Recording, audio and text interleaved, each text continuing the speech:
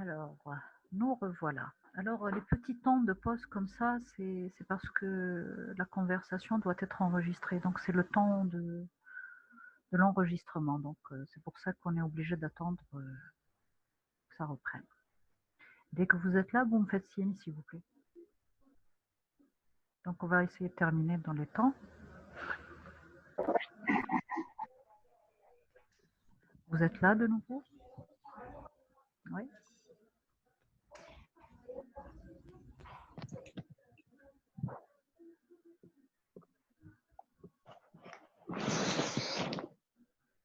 Oui, très bien, merci. Je vous remercie pour vos réponses. Donc, oui. Allez, on reprend.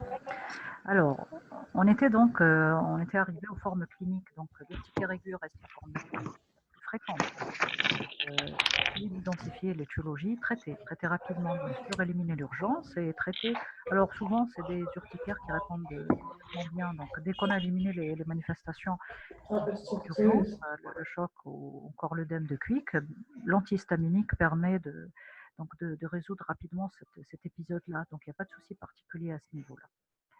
Alors, donc, cependant, le patient n'est pas à l'abri d'une récidive. Je vous ai dit dans les jours à venir, il peut y avoir des petites, encore quelques lésions. C'est pour ça qu'on laisse le traitement, on maintient le traitement antihistaminique pendant quelques temps. Et puis, s'il y a un signe un peu particulier qui est un petit peu annonciateur donc, de lésions urticariennes, ça va être le prurite palmoplantaire. Il y a une sensation un petit peu de chaleur, de prurite comme ça, prurigineuse, qui va précéder parfois les lésions urticariennes. Alors, sachez qu'il n'est pas nécessaire, pas du tout, de pratiquer d'examen complémentaire. Sauf maintenant, si vous suspectez un œdème de Quick, un choc anaphylactique, vous allez doser votre tryptase. Non, il n'y a rien à faire, on va juste traiter, on va donner nos antihistaminiques. Et puis, c'est vrai que le réflexe, c'est ce qu'on voit en général. Alors, c'est un peu trop facile. Ça, je vous donne les recommandations. Hein. Donc, souvent, les patients, ils vont et puis ils reçoivent une injection de corticoïdes et puis le tour est joué. Alors, dans les recommandations, ce n'est pas les corticoïdes, hein, c'est les antihistaminiques qui sont le traitement de première intention. On va s'aider par les corticoïdes éventuellement dans certains cas de figure. Alors, concernant maintenant l'urticaire chronique, il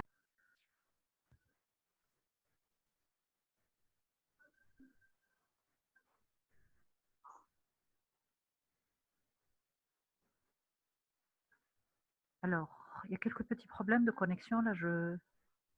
Oui, donc là, on revient.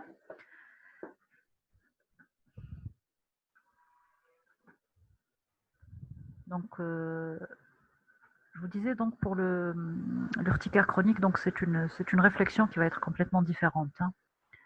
Donc là, l'évolution doit se faire au-delà de 6 semaines. Et puis le problème que pose ce type d'urticaire, c'est qu'on aura beau traiter, on va avoir la même conduite à tenir pour une urticaire donc commune aiguë, il n'y a pas d'amélioration dans la plupart des cas. Alors donc on va adapter notre traitement et avant tout on va faire une recherche étiologique. Donc on va rechercher une cause qui pourrait entretenir ces lésions d'urticaire. Alors c'est vrai en matière, il y a 2 petits casse-têtes chinois en matière de dermatologie, de consultation, ça va être à la fois donc l'urticaire chronique et puis vous avez le prurite. Alors sachez qu'il y a tellement d'étiologies que ça n'est pas évident. On doit quand même faire notre recherche étiologique, mais ça n'est pas toujours évident de sortir avec une étiologie. Donc, mais heureusement que le traitement reste un petit peu, on a un traitement commun, donc qui va être le même, mais toujours rechercher l'étiologie et essayer quand même de traiter, de pallier, donc d'y remédier. Alors, dans ce cas-là, par contre, on va essayer, donc, en fonction de notre orientation diagnostique, pratiquer certains examens complémentaires. Ils seront toujours orientés par un bon examen clinique et un bon interrogatoire avant tout. Hein. Et puis, vous avez un troisième type. Alors, mi figue, mi raisin, c'est un petit peu l'urticaire récidivante. Alors, c'est des poussées, mais plus ou moins espacées. Hein, donc, sans être dans les... Parce que souvent, dans l'urticaire chronique, ce que j'ai oublié de vous dire, ça va être une évolution pratiquement sur un seul tenant. Hein.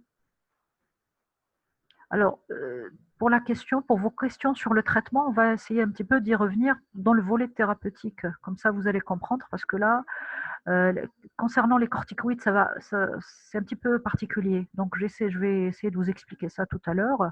Donc, pour comprendre cette utilisation des corticoïdes et au fait, dans quel cas. Donc, essayez de me le rappeler ou de me reposer la question tout à l'heure quand on atteindra le volet thérapeutique.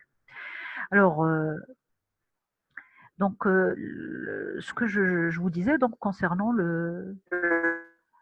Ok, à tout à l'heure donc. Donc, ce que je vous disais pour l'urticaire chronique, donc souvent c'est une évolution. Alors, c'est pratiquement des lésions. Alors, c'est des lésions qui vont apparaître chaque jour, hein. Pas comme pour l'urticaire récidivante où on a un peu des périodes de répit plus ou moins longues. Dans l'urticaire chronique, votre patient il va venir vous dire, voilà, il va vous dire chaque jour je fais de l'urticaire. Alors, c'est pour ça qu'on doit traiter. C'est très très invalidant, hein. Alors, on enchaîne. Alors, maintenant, vous avez à côté de ce qui est forme morphologique. Donc, dans les formes morphologiques, là, vous avez plusieurs types. Alors, je passe rapidement, là, vous avez lu. Alors, juste une petite mention pour les formes hémorragiques purpuriques. Alors, bien sûr, hémorragique purpurique, il ne faut pas passer à côté d'un purpura, il ne faut pas passer à côté d'une vascularite, bien sûr. Mais parfois, les lésions sont tellement sombres, elles sont vraiment purpuriques, parfois un petit peu bulleuses. Ça reste rare, mais ça existe. Et puis, il faut garder ça à l'esprit. Et c'est en général l'apanage de l'enfant, hein. Maintenant, hein, c'est vrai que pour les formes vésiculobuleuses, là, on commence à évoquer quand même d'autres étiologies. Donc, ça reste rare, mais ça existe. Origine cholinergique. On va y arriver dans les étiologies. Donc, le diagnostic positif, clinique, orienté par là, bien sûr, l'examen et puis l'interrogatoire. Et faire attention aux pièges. Aux pièges, c'est les diagnostics figurés. Figurés, ça veut dire, ça prend des formes un petit peu géographiques, c'est ça le terme. Cholinergique, alors pour votre camarade, ça existe.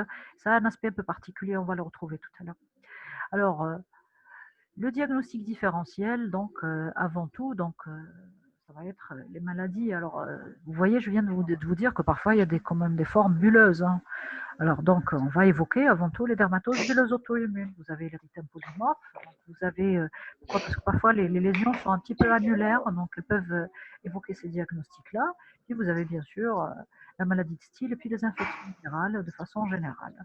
Donc, c'est pour ça que vous voyez que se ruer un petit peu sur les corticoïdes est une solution, on ne va pas dire de facilité, sauf bien sûr cas d'urgence où on est quand même appelé à utiliser, on doit utiliser donc nos corticoïdes. Donc, la maladie de Steele va s'accompagner d'autres manifestations. Non seulement vous allez avoir les... Vous connaissez la maladie de Steele? Est-ce que vous pouvez me dire ce que c'est? La maladie de Steele, on a des lésions urticaires, même l'urticaire est urticaire, particulier. La coloration, elle est assez particulière. C'est une maladie inflammatoire. Est-ce que quelqu'un pourrait me dire ce que c'est que la maladie? Est-ce que quelqu'un pourrait me dire dans les infections virales, première cause à évoquer, polyarthrite, très bien, très bien, très bien. Donc on a, alors il y a des manifestations articulaires, il y a des alors déjà l'urticaire il est particulier, c'est pas la polyarthrite, hein, c'est la maladie de Steele, c'est autre chose là. On a des l'urticaire. Alors il y a votre camarade qui vous demande d'éteindre vos micros, s'il vous plaît. Donc vous entendez mal, je suis vraiment collée au micro, hein. Donc essayez d'augmenter le son chez vous. Alors, maintenant, pour la maladie de Steele, vous avez des lésions d'urticaire. Ces lésions d'urticaire, sont souvent avoir une coloration un petit peu particulière qui va être rose saumonée, hein. Donc, il y a un petit rose clair et qui va être, on regarde des articulations, puis c'est une maladie articulaire avant tout, hein. Donc, vos camarades viennent de le mentionner. Alors là, vous avez quelques photos. Donc, dermatose bulleuse, érythème polymorphe. Donc, vous voyez, on a déjà vu l'érythème polymorphe. Alors, puis, ça, c'est pour l'urticaire superficielle. Maintenant, concernant l'urticaire profonde, bien sûr, on va évoquer tout ce qui est donc pathologie de la face. Là, on va retrouver bien sûr les pathologies infectieuses, les résipelles, les staphylococci, faire attention, le zona ophtalmique dans un stade de début peut se manifester par un érythème, de l'œdème, des lésions qui pourraient un petit peu simuler de l'urticaire. Vous avez l'eczéma de contact, pareil. Alors, toutes ces pathologies, au départ, on va retrouver plus de l'érythème et puis de l'œdème. Vous avez bien sûr les causes dentaires pour faire attention aux cellulites. Donc, étant donné que ces c'est plutôt de l'urticaire profonde. Et puis, on a vu que les lésions également peuvent ne pas être érythémateuses, vont se manifester plutôt par une induration de l'œdème. Donc, il faut y penser automatiquement, rechercher les signes associés tout simplement, et puis certaines nuances sémiologiques qui pourraient vous orienter vers telle ou telle cause. Puis enfin, vous avez ce qu'on appelle le syndrome CAV. Le syndrome CAV, il est vu. Est-ce que vous savez ce que c'est? On l'appelle, il y a un autre terme qu'on peut utiliser également pour le syndrome CAV. Est-ce que vous savez ce que c'est? Si vous pouvez me répondre, s'il vous plaît. Syndrome CAV. Syndrome CAV. Là, vous avez juste une photo avec un œdème. Donc là, vous avez donc syndrome CAV. J'attends votre réponse.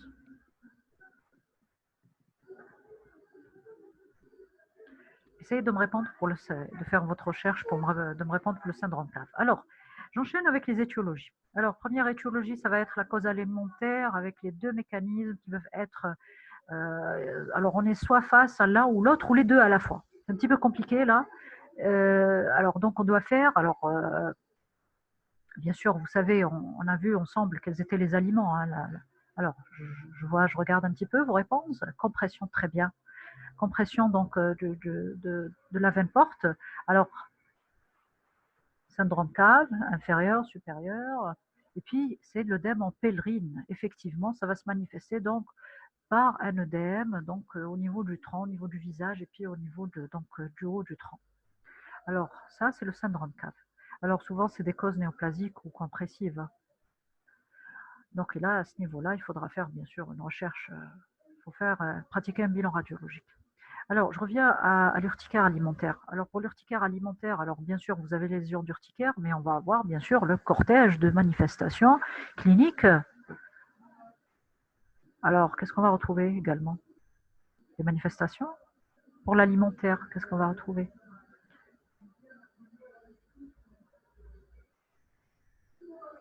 Alors, sur les aliments, vous allez faire une recherche. On a vu les principaux aliments. Donc, fromage fermenté, fraises, cacahuètes, noix. Vous avez les crustacés, les fruits de mer. Donc, faire attention. Il y a le kiwi, bien sûr aussi. Qu'est-ce quoi d'autre? Les signes digestifs. Parfait. C'est les signes digestifs qu'on va retrouver dans les causes alimentaires. Et puis, on va voir toujours la chronologie d'apparition. Alors, non seulement on va avoir des signes digestifs, mais l'urticaire se localise en général au niveau du pourtour buccal. Donc, il y a une topographie qui est très évocatrice. Et puis, on va avoir parfois une diarrhée, des vomissements. Alors, pour ça, pour évoquer et pour confirmer cette étiologie-là, on demandera à notre patient donc de pratiquer ce qu'on appelle un cahier alimentaire. Pourquoi? Parce que les patients ils vont vous dire voilà, moi j'ai mangé un tas de choses, je ne peux pas vous dire qu'est-ce que j'ai mangé en particulier. Donc il vous fait son petit cahier alimentaire et puis vous revoyez ça ensemble donc pour essayer d'identifier éventuellement avec selon la chronologie d'apparition donc l'origine alimentaire éventuellement. Alors, on pourra pratiquer pour confirmer nos diagnostics, donc rechercher ce qu'on appelle les IgE spécifiques, donc faire la batterie standard qu'on va retrouver pour les allergènes alimentaires. Alors, vous avez des tests épicutanés, on peut faire donc des IDR, donc on peut faire des intradermaux, des prick tests, mais il faudra garder en tête qu'il faudra éviter, maintenant si on est sûr, hein, parce que parfois c'est un petit peu compliqué, je vous ai dit, il y a des aliments qui sont également riches en histamine, donc faire la part des choses est un petit peu compliqué, sauf si vous dites, voilà, moi j'ai déjà mangé de la sardine, à chaque fois que je mange de la sardine, je fais ma réaction. Donc là, on va faire une éviction donc totale si on est sûr donc, de l'aliment incriminé. Donc on demandera aux patients d'éviter donc cet aliment-là, et puis en faisant attention quand même à ne pas abuser sur les aliments riches en histamine. Deuxième cause, vous avez les urticaires alimentaires, toujours avec les deux mécanismes. Alors la liste, elle est donc elle est assez longue, hein, mais tous les médicaments, de façon générale, certains plus que d'autres, peuvent vous donner donc des urticaires. Maintenant, on va revenir je vous ai dit, à ces critères d'imputabilité médicamenteuse, c'est-à-dire les délais d'apparition, la symptomatologie clinique Donc, certains médicaments, vous prenez votre Vidal, votre notice, vous allez vous voir, par exemple, on va décrire certains médicaments incriminés dans l'apparition soit de rush, donc de manifestations urticariennes. D'autres vont être incriminés dans d'autres manifestations, d'autres types de manifestations médicamenteuses ou toxidarmies. Par exemple, pour le syndrome de Lyell, on va retrouver d'autres médicaments. Donc, c'est à travers donc la pratique et la recherche de ces critères d'imputabilité qu'on va incriminer le médicament. Alors, il faut faire très attention. Pourquoi? Parce que certains médicaments vont être indispensables. Donc, ce n'est pas. Alors, donc, bien faire votre recherche donc, étiologique. Alors, pour les examens complémentaires, ça ne sert à rien d'aller demander un dosage des IgE. On va plutôt faire des tests. Maintenant, si on est. Alors, il y a des personnes qui le font en cas d'association. Il y a des personnes qui le font et c'est vrai, docteur, est-ce vrai? Alors, je n'ai pas compris votre question. Donc, vous me demandez, l'histoire de, il faut pas prendre de poisson et de petits laits, c'est ça? Alors, ça, c'est pas, on peut réexpliquer sans être une allergie. Oui, j'ai compris votre question. Ben, je pense que vous allez pouvoir répondre vous-même parce que je vous ai expliqué, on n'est pas toujours dans les causes allergiques. Parfois, en cumulant, oui, en cumulant des aliments riches en histamine, on a le droit de faire une urticaire. Hein. Mais sinon, vous pouvez franchement manger tranquillement. Hein. Maintenant, si vous n'êtes pas prédisposé à faire des allergies, c'est pas la peine de vous embêter avec ça. Est-ce que les tests cutanés d'allergie, ça marche pour les allergies cutanées? Allergies cutanées. Alors, quand vous parlez d'allergie cutanée, c'est quoi? C'est les eczémas? Je vous en prie. Alors, quand vous parlez d'allergie cutanée, essayez de spécifier un petit peu votre question. Les tests cutanés, parce que là, on est dans l'urticaire. Bien sûr, on peut pratiquer des tests pour un tas de choses. Maintenant, si on est face à un eczéma, on peut également faire des tests. Et puis, c'est assez codifié, on va dire, quoique c'est un petit peu compliqué. Mais, et puis, il y a beaucoup de faux négatifs, faux positifs, mais plutôt faux négatifs que faux positifs. Mais les diagnostics, en général, de certitude se fait sur un ensemble d'éléments plutôt que sur un test. Alors, je vous ai mis faire attention aux tests de réintroduction trop dangereux avec les médicaments. Alors, certains médicaments peuvent donner des petites manifestations comme ça, des petites réactions, mais d'autres sont vraiment dangereux. Il y a des toxidermies qui peuvent être très graves et mettre le pronostic vital en jeu. Donc, si on suspecte, s'il vient, vous avez par exemple le DRESS, ce qu'on appelle le syndrome de Lyell, de Steven Johnson. Donc, même l'œdème de Quick, le choc anaphylactique. Maintenant, si vous avez fait un choc anaphylactique et un œdème de Quick, on ne va pas faire de réintroduction. Maintenant, si le médicament il est indispensable, il faudra faire une substitution tant que possible. Maintenant, même la désensibilisation, donc je vous ai expliqué tout à l'heure ce que c'est. Alors, pour certains médicaments qui peuvent être indispensables, bien sûr, en dehors des formes graves de réactions médicamenteuses, les résultats sont inconstants. Hein. Et puis vous avez, alors il y a une petite question là sur la maladie sérique. La maladie sérique, donc c'est des manifestations, je ne sais pas si vous savez ce que c'est. La maladie sérique, ce que c'est. La maladie sérique, alors j'enchaîne et vous essayez de répondre en même temps. Alors, les urticaires d'origine infectieuse. Donc là, vous avez bien sûr l'origine virale, c'est la plus incriminée. Les hépatites, oubliez les hépatites. Les hépatites, en général, se manifestent par une triade, ce qu'on appelle la triade de Caroli. Donc vous avez votre urticaire, votre fièvre, donc votre rash, puis parfois votre ictère. Hein. Vous avez tout ce qui est infection, autre infection virale à travers le cytomégalovirus, la mononucléase. Donc, mais de façon générale, toutes les viroses peuvent donner. Hein. Donc, c'est des rash en général, c'est des rash exanthématiques qui s'accompagnent en général de fièvre. Hein. Alors, dans les infections bactériennes, alors la syphilis, la grande simulatrice peut donner une réaction, donc à s'y méprendre urticarienne. Et puis vous avez l'hélicobactère. Je vous ai mis un petit point d'interrogation pour l'hélicobactère pylori. Alors là, ça a été évoqué. Hein. Ça n'a pas été confirmé. Puis vous avez bien sûr les causes parasitaires. Alors pour les parasitoses, comment suspecter une parasitose? Alors on doit pratiquer un petit bilan tout simple. Les parasitoses s'accompagnent en général de quoi? Et puis vous avez les vaccins. Les vaccins également peuvent entraîner des réactions, des urticaires. Alors, j'attends toujours la maladie sérique et puis les infections parasitaires. Qu'est-ce qu'on va retrouver dans les infections parasitaires? Alors, je vois que le nombre est en train de diminuer. Très bien. L'hyperéosinophilie, parfait. Maladie sérique. L'urticaire est un signe de toxidermie ou isolé? Alors, il faut comprendre ce que c'est qu'une toxidermie. La toxidermie est une réaction médicamenteuse qui peut prendre plusieurs formes cliniques, plusieurs expressions cliniques, dont celle d'une urticaire. Donc il y a d'autres toxidermies, mais ça peut mais ça peut également donner une urticaire. Mais on appelle ça également une toxidermie. Mais la toxidermie, c'est avant tout une réaction médicamenteuse, hein. Ça n'est pas, mais l'urticaire, de façon générale, peut être due aux médicaments ou à autre chose, hein. Alors, on enchaîne. Vous avez les urticaires physiques. Dans l'urticaire physique, on va retrouver le dermographisme. Le dermographisme, on a vu, donc c'est l'apparition de lésions urticariennes donc sur une zone de friction. Alors, il peut être isolé, c'est-à-dire être une étiologie lui-même des lésions urticariennes ou être pathologique et s'intégrer dans le cadre de certaines pathologies.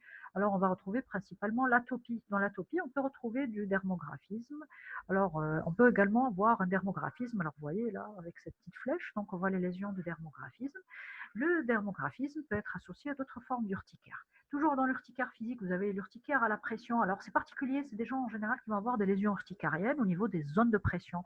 Ce que vous connaissez comme zone de pression, ça va être bien sûr les zones d'appui, à savoir les pommes, les plantes, et puis au niveau de la ceinture. Alors en général, au niveau de tout ce qui est, dès qu'il y a, par exemple, si on met des vêtements un peu serrés, le patient va développer donc ces lésions urticariennes à ce niveau-là. Alors il s'agit plutôt d'une urticaire profonde. Et pour confirmer donc ce type d'urticaire, on va utiliser des tests au poids. C'est-à-dire, on va prendre un petit poids, on va le mettre sur, en général, alors c'est la cuisse au niveau du dos du patient, et puis on va attendre 20 minutes, 40 minutes. Donc, on va voir s'il va y avoir apparition donc, de lésions d'urticaire. Donc, ça, on est rentré. Donc, vous voyez que même vous pouvez le pratiquer, donc même si vous n'avez pas le poids, et vous demandez au patient, vous pouvez le faire tranquillement, et puis pour confirmer ce diagnostic. Vous avez d'autres types d'urticaire. Vous avez l'angioëdème vibratoire. Alors très rare, hein, c'est-à-dire c'est une urticaire qui va se manifester en contact avec donc des appareils en général vibratoires. Alors il peut être sporadique ou on dit ou familial. Toujours dans le physique, on a le froid, la chaleur, ça peut entraîner une urticaire. Alors souvent, il y a des associations à d'autres types d'urticaires. Alors quand on parle de froid, alors c'est très simple, on fait ce que vous voyez là, c'est le test au glaçon. Donc on fait passer un glaçon et vous voyez que là, il y a apparition de lésions d'urticaire. Alors, pour le froid, il faut faire attention. Là, je vous ai mis ce qu'on appelle, alors il y a des maladies qui sont en rapport avec le froid et qui sont dues au dépôt donc, de ce qu'on appelle des agglutinines froides ou des complexes humains précipitant au froid. Et donc, ça rentre un petit peu dans le cadre de maladies auto-immunes, immunologiques. Et puis, dans ce cas-là, souvent, on va retrouver d'autres manifestations donc associées. Et puis, ces maladies se manifestent en général plutôt en saison froide. Donc là, c'est une autre approche diagnostique. Et puis, maintenant, pour la chaleur, c'est pareil. Donc, on va mettre le patient en contact de source de chaleur et puis on va confirmer notre diagnostic. Concernant l'urticaire aquagénique,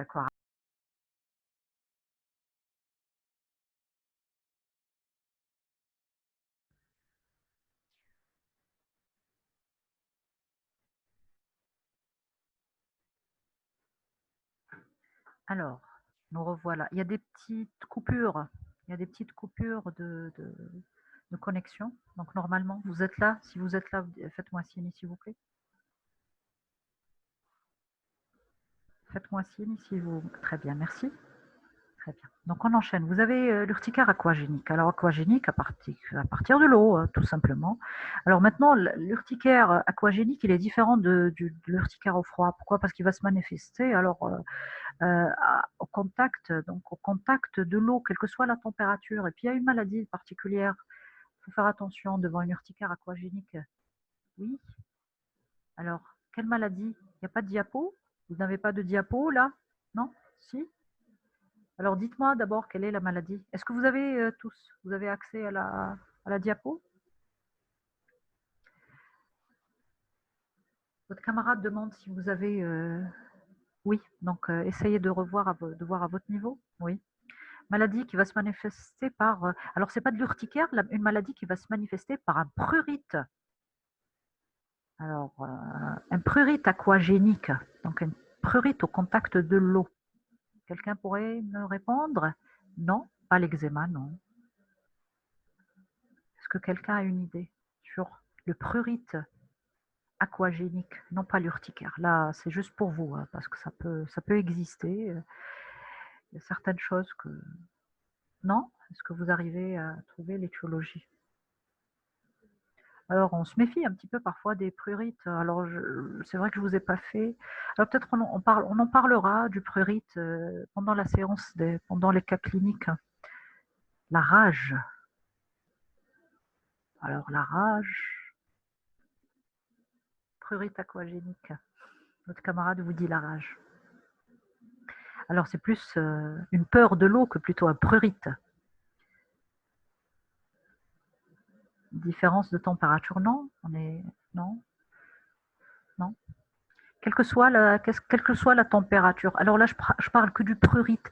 Alors, oubliez l'urticaire. Je vous demande une maladie qui entraîne le prurite. Un prurite, donc, au contact de l'eau, quelle que soit la température, effectivement. Potomanie. Est-ce que vous savez ce que c'est qu'une potomanie ou pas? Alors non, c'est pas de la potomanie. Encore, c'est psychique non plus, ça n'est pas psychique.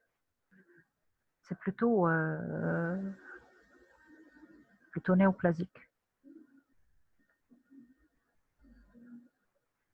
On va parler presque d'un prurite paranéoplasique. Est-ce que quelqu'un a la réponse? Je vous aide encore plus. La gale, non, non.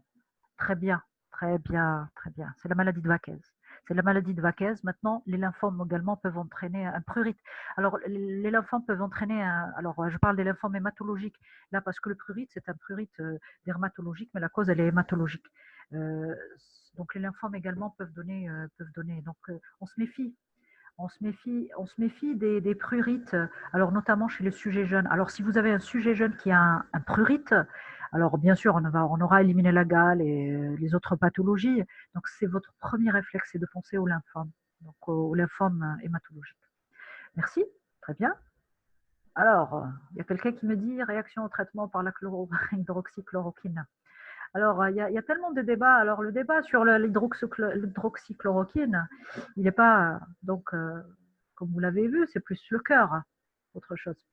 Alors, on enchaîne un petit peu rapidement pour essayer de tout terminer. Donc, vous avez l'urticaire également aux animaux aquatiques. Alors, je ne sais pas si vous avez été au contact d'une méduse ou d'autres animaux ou d'anémones. Alors, il y a des animaux qui peuvent être porteurs de certains poisons, alors qui peuvent entraîner. Alors carrément, réaction, traitement, oui, oui. Alors, il y a quelqu'un qui a été, ouais, les méduses, oui. Ben, personnellement également. Alors, ça fait très très mal les méduses. Maintenant, donc ces animaux, alors ça entraîne en général des lésions plutôt d'eczéma que d'urticaire. Alors, vous voyez que le test, il est très simple. On imbibe une compresse et puis on la met au contact. Et là, on a des lésions d'urticaire. Alors, l'urticaire solaire, donc c'est des lésions qui vont apparaître sur des zones photo-exposées. Alors là, c'est juste, c'est pas vraiment des lésions urticariennes, mais je vous montre cette photo. Pourquoi? Parce qu'on peut faire des phototests. Donc, grâce à ce qu'on appelle la photothérapie, la puvathérapie, donc on va individualiser, essayer d'identifier la dose minimale urticante. Alors, donc cette dose minimale, à partir de cette dose, on va faire une espèce de désensibilisation dans l'autre, bien avec ces rayonnements photoniques, et essayer de les augmenter progressivement afin de faire donc cette désensibilisation. Parce que vous devinez que si on a donc une urticaire au solaire, donc à la venue de la saison estivale, ça va être un petit peu compliqué. Donc on essaie de traiter ça par une désensibilisation progressive. L'urticaire cholinergique, souvenez-vous, vous en aviez parlé tout à l'heure. Alors, bien sûr, c'est une urticaire. Alors là, il nous reste 10 minutes. Alors, je regarde un petit peu le nombre de. Donc, 10 minutes, on va devoir terminer en 10 minutes. Donc, il survient en général sur des terrains particuliers, donc neurodystoniques. Alors, c'est ce qu'on appelait avant de l'hystérie. Alors là, c'est un terme qui n'est plus utilisé, hein. Donc, c'est plutôt une prédisposition. Donc, c'est des maladies pratiquement à part, hein. Donc, il est dû à une augmentation donc, de la température. Alors, si le patient fait un effort, alors il va y avoir apparition. Alors, c'est des petites papules en général. C'est des petites papules qui sont un petit peu claires et qui vont être entourées par un petit halo de vasoconstriction, hein, donc un petit peu blanchâtre. Et c'est là où on va évoquer donc ce type d'urticaire. Et on va demander, il va souvent vous dire, voilà, dès que je fais du sport, dès que je marche, je fais de l'urticaire. Et puis là, il faut faire un test, tout simplement un test à l'effort. Alors, vous avez les urticaires à l'environnement, donc on va retrouver les plumes allergènes, alors bien sûr avec tout ce qui est cortège de manifestations associées, à savoir les manifestations respiratoires, et puis les piqûres, alors ce que j'avais l'habitude de dire, c'est que l'abeille, c'est c'est l'animal, enfin l'insecte, l'animal de façon générale qui tue le plus par envenimation. Pourquoi? Parce qu'elle va entraîner des chocs anaphylactiques. Donc ça n'est ni les serpents, ni les scorpions, donc c'est plus l'abeille. Il faut faire très attention si on s'est déjà fait piquer par une abeille. Alors si on se refait piquer, il faut faire attention, il y a un risque quand même de réaction qui peut être, enfin on ne va pas automatiquement faire une réaction grave, mais il y a un risque. Alors, vous avez les urticaires de contact, assimilés un petit peu à tout ce qui est eczéma de contact, mais là, bien sûr, les lésions vont être différentes. Et là, on va faire alors des tests à travers les IgE spécifiques et puis les prick tests. Alors, dans un premier temps, ce type d'urticaire peut être localisé à la zone contact, mais secondairement se généraliser. Alors, c'est comme pour l'eczéma. Même l'eczéma, en général, au départ, c'est un eczéma de contact. Et puis, secondairement, les lésions peuvent apparaître sur le reste du tégument. Vous avez bien sûr les maladies de système, et là, on va retrouver bien sûr les vascularites, on va retrouver les maladies auto-immunes. Donc là, par contre, là, il faudra pratiquer une biopsie. Alors, je ne vous ai pas parlé de biopsie. La biopsie devra être pratiquée dans ce cas-là, et puis on devra faire une immunofluorescence directe à la recherche donc de ces dépôts-là qui vont être spécifiques. Alors, vous avez bien sûr l'œdème angioneurotique, vous avez enfin les causes. C'est quoi la différence entre prick test et le test épicutané? Alors, on peut faire soit une scarification ou une IDR, hein, donc une intradermoréaction, avec bien sûr un témoin et puis à comparer. Alors maintenant, vous avez, à la fin, on peut avoir des causes psychogènes, hein, donc il faut évaluer un peu le terrain. Et puis malheureusement, malgré tout ça, vous voyez, les étiologies sont quand même assez nombreuses, et malgré ça, on peut avoir, enfin dans la majorité des cas, dans 80% des cas, on n'a pas d'étiologie. On passe au volet thérapeutique. Alors aujourd'hui, on va pouvoir terminer donc tranquillement. Donc là, on est dans les temps. Alors bien sûr, il faut toujours respecter les étapes suivantes. Donc éliminer l'urgence, doser les triptases, voir s'il n'y a pas un choc anaphylactique. Il faut identifier l'étiologie. Alors l'étiologie à travers ce qu'on a vu, donc à travers l'enquête, l'interrogatoire, les examens complémentaires, puis traiter, éventuellement proposer une désensibilisation en fonction donc de la possibilité de le faire.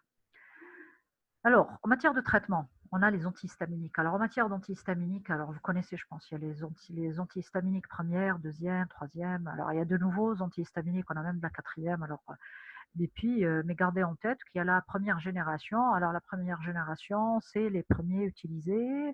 Est-ce que vous pouvez me dire la différence entre les deux? Alors, différence entre première et deuxième génération, deuxième, troisième. Enfin, c'est une spécificité surtout de la première génération, hein. Les antihistaminiques de première génération. Oui. Merci. Très bien, ils sont sédatifs, effectivement. Ils sont sédatifs, pourquoi? Parce qu'ils traversent la barrière hémato-encéphalique. Donc il faut faire attention. On ne pourra pas les utiliser chez tout le monde. Alors il y a des contre-indications, hein. Alors les contre-indications, bien sûr, ça va être tout ce qui est glaucome, tout ce qui est inflammation de la prostate. Vous avez la femme enceinte au dernier trimestre. Pourquoi? Parce qu'il va y avoir un relâchement. Alors un relâchement du myomètre, donc ça va un petit peu entraver le bon déroulement de l'accouchement. Vous avez les anti-H2. Alors les anti-H2, on en parle. Alors les anti-H2, c'est les anti quoi? C'est qu'on les utilise donc. On utilise quoi les anti? Alors il reste 5 minutes, là je fais vite. Essayez de répondre rapidement. Les anti-H2, vous connaissez franchement, c'est les inhibiteurs? Les inhibiteurs de quoi? Allez-y rapidement, comme ça on fait vite. Exactement, c'est les inhibiteurs de la pompe à protons. Alors seuls, ils n'ont aucun intérêt. Mais il semblerait que leur association aux antihistaminiques, très bien, merci, donc soit intéressante. Alors, vous avez d'autres médicaments. Vous avez le kétotifène, vous avez le montelukast, c'est un anti utilisé pour l'asthme. Puis vous avez d'autres médicaments. Parfois, on peut donner des antidépresseurs, des benzodiazépines. Alors, tout dépend des étiologies. Alors, on revient aux corticoïdes. Corticoïdes sur une cure courte, si on n'arrive pas à gérer avec les antihistaminiques.